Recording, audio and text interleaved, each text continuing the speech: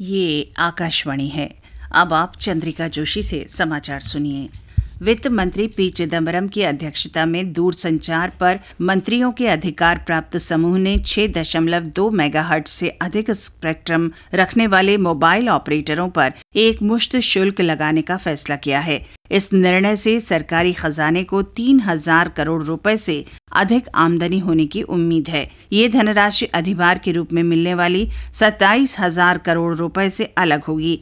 मंत्रियों के अधिकार प्राप्त समूह ने पिछले सप्ताह 4.4 मेगाहर्ट्ज से अधिक स्पेक्ट्रम वाले जीएसएम ऑपरेटरों और 2.5 मेगाहर्ट्ज स्पेक्ट्रम वाले सीडीएमए ऑपरेटरों पर यह अधिभार लगाने का निर्णय लिया था। अधिकार प्राप्त मंत्रियों के समूह की इन संशोधित सिफारिशों को अगर मंत्रिमंडल की मंजूरी मिल जाती है तो इन कंपनियों को 30,000 करोड़ रुपए देने होंगे। उच्चतम न्यायालय ने केंद्र से टाटा समूह की 2 कंपनियों को आवंटित स्पेक्ट्रम को भी 2G स्पेक्ट्रम की नए सिरे से नीलामी में शामिल करने संबंधी याचिका पर जवाब मांगा है। इस बारे में cellular operators association of India की याचिका पर सुनवाई करते हुए न्यायमूर्ति GS सिंघवी और KS राधाकृष्णन की पीठ ने स्पष्ट किया कि न्यायालय का ये आदेश अगले महीने की 12 तारीख से 2G स्पेक्ट्रम के 122 निरस्त लाइसेंसों की नए सिरे से नीलामी में बाधा नहीं डालेगा। Cellular operators association of India ने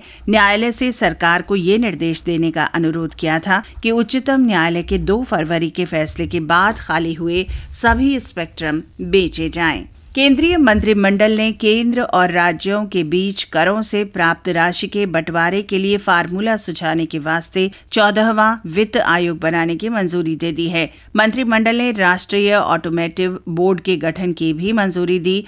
ये बोर्ड सरकार और उद्योग के बीच समन्वय स्थापित करने और ऑटो क्षेत्र में अनुसंधान और विकास गतिविधियों को बढ़ावा देगा। मंत्रिमंडल ने वित्त वर्ष 2011-2012 के लिए रेलवे के सभी गैर राजपत्रित कर्मचारियों को 78 दिन के वेतन के बराबर उत्पादकता से जुड़ा बोनस देने के प्रस्ताव को मंजूरी दे दी है। मंत्रिमंडल ने विधवाओं और विकलांगों की मासिक पेंशन 200 रुपए से बढ़ाकर 300 रुपए करने की मंजूरी दी है।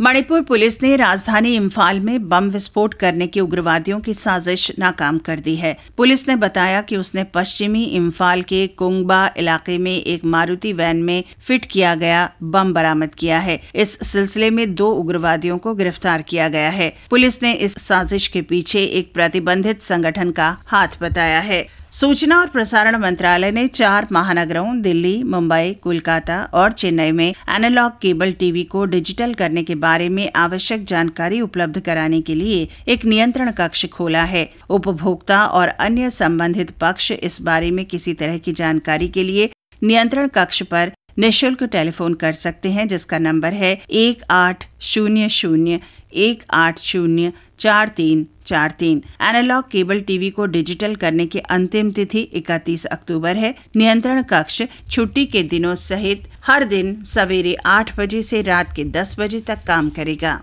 इसके साथ ही ये समाचार बुलेटिन समाप्त हुआ।